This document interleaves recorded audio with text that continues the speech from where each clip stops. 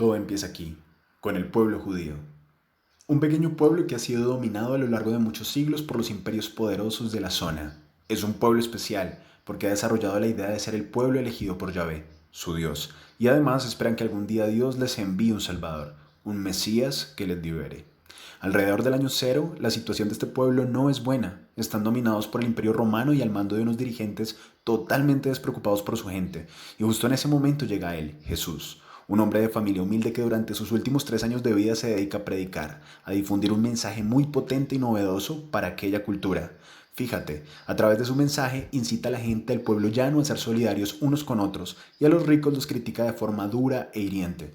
Era un hombre con mucho carisma, por lo que resultó muy convincente y reunió muchos seguidores. De hecho, empieza a pensarse que Jesús es Cristo, el enviado de Dios que tanto tiempo llevan esperando. Se hace tan popular que se convierte en una figura muy incómoda para las autoridades judías y acaban matándolo en la cruz. Pero con ello no consiguen su objetivo. Como sabes, Jesús tuvo 12 grandes discípulos, los 12 apóstoles. Estos se convierten en los grandes profetas de su mensaje, primero en Judea, pero luego al también ser perseguidos se dispersan a lo largo del imperio. Ahora conozcamos a Pedro. Según la Iglesia Católica, yo, Pedro, discípulo de Jesús, fui nombrado el primer papa, ya que toman como referencia Mateo 16:18, donde Jesús dice: Yo digo que tú eres Pedro y sobre esta piedra edificaré mi iglesia. Sin embargo, no toman en cuenta la carta que le escribí a las iglesias de Asia Menor, en donde les digo que la piedra principal y la piedra viva es Jesús, únicamente Jesús. Yo lo único que hice fue entender la verdadera identidad en Cristo y abrir las puertas del reino que únicamente se cierran hasta que Cristo vuelva por su iglesia. Estos van organizándose y colocan al frente de cada una de ellas un supervisor, el obispo, y siguen las persecuciones. De hecho, durante diferentes épocas, las autoridades del imperio persiguen e incluso condenan a muerte a los llamados cristianos. Surge así la figura de mártir. Todo cambia en el 313. Los seguidores de la nueva religión son cada vez más, y el emperador de entonces, Constantino, quiere tenerlos de su lado. ¿Qué hace entonces? Legaliza el cristianismo. Constantino, cuéntanos un poco más acerca de lo que hiciste en tu época. Yo soy Constantino, el primer emperador en detener la persecución de los cristianos en el Edicto de Milán. También fui conocido por haber refundado la ciudad de Bizancio, actual Estambul en Turquía, llamándola la Nueva Roma o Constantinopla. Facilité la convocatoria del primer concilio de Niza, que produjo la declaración de la creencia cristiana conocida como el Credo de Niza. Reformé la corte, las leyes y la estructura del ejército. Hice construir la basílica en Roma, el lugar donde, según la tradición cristiana, martirizaron a San Pedro. Apoyó financieramente la construcción de la iglesia del Santo Sepulcro en Jerusalén. Ayudé a que los cristianos obtuvieran una mejor posición económica y social. Hice que los paganos fueran perseguidos y les devolví la arepa así como ellos perseguían a los cristianos. Soy un gran héroe en las iglesias ortodoxas debido a todo lo que pude ayudar a impulsar la creencia cristiana. Soy conocido también por ser un gran emperador en mis diversas victorias romanas. Así se acaban las persecuciones y para el siglo V el cristianismo se extiende ya por todo el imperio, pasa a convertirse así en la religión oficial y se seguirá expandiendo hacia el norte poco a poco.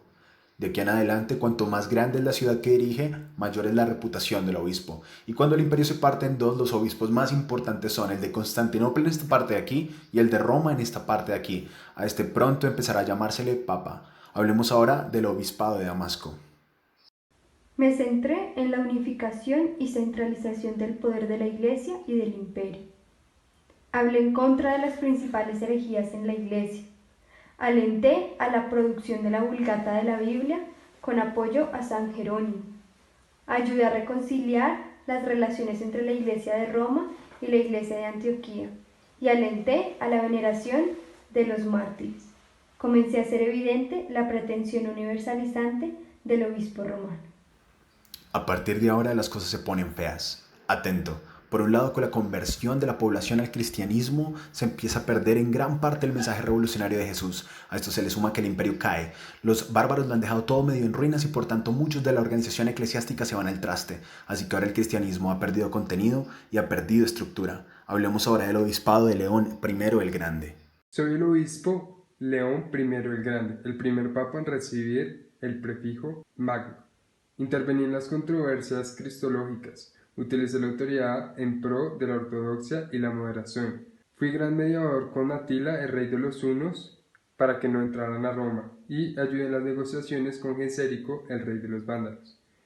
Estuve en el concilio de Calcedonia, que proclamó la divinidad y la humanidad de Cristo. Odio la herejía, y por eso hice grandes postulados que ayudaban a que las personas tuvieran confianza y control sobre él. Fui un gran defensor en lo que Pedro dijo que la firmeza genera estabilidad, por eso cuando morí cerca en su altar. La gente de Roma sentía que era una gran veneración y entonces los obispos de todos los países empezaron a considerarme el papa más importante del mundo. A partir de este momento, en la ciudad de Roma, el papa se convierte en la máxima autoridad, en la figura más poderosa.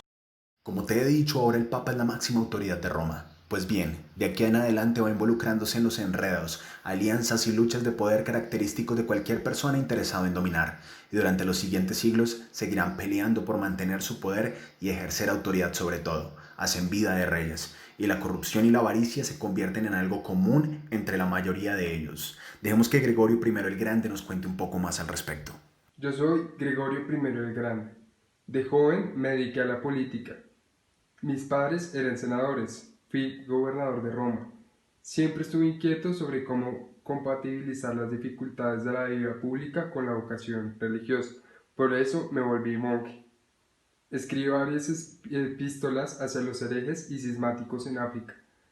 Negocié una tregua con los lombardos, pueblo germánico que quería invadir Italia. Tuve un equilibrio importante en la política y lo religioso, ya que fui senador. Ayudé con algunos materiales y algunos suministros para las personas que estaban y me dediqué a que la autoridad imperial no estuviera tan a la defensiva de Italia, sino que estuviera más en pos de las personas religiosas y los creyentes. Increíble, ¿verdad? Poco se parece todo eso al mensaje que quería transmitir Jesús, ¿no? Siglo XI. El cristianismo se iba reestructurando y se extiende más o menos así. ¿Te acuerdas de Roma y Constantinopla? Pues entre tanta decadencia se genera entre ambos obispos grandes tensiones y en 1054 se produce una ruptura, el gran cisma entre las dos iglesias. A partir de ahora se divide la iglesia romana aquí y la iglesia ortodoxa aquí. Dejemos que Gregorio VII nos cuente qué vivió en esa época. Hola, soy Gregorio VII. Fui el primer papa del periodo cumbre y el personaje más prominente del siglo XI. Reformé el clero. Establecí el celibato sacerdotal. Consolidé de manera definitiva el principio de la independencia eclesiástica y de la superioridad del poder papal sobre el poder civil. Creé las cortes eclesiásticas y establecí como norma básica el nombramiento de los obispos y arzobispos por el Papa romano. De esta manera, las coronas perdieron varios de sus privilegios sobre la Iglesia en sus respectivas jurisdicciones.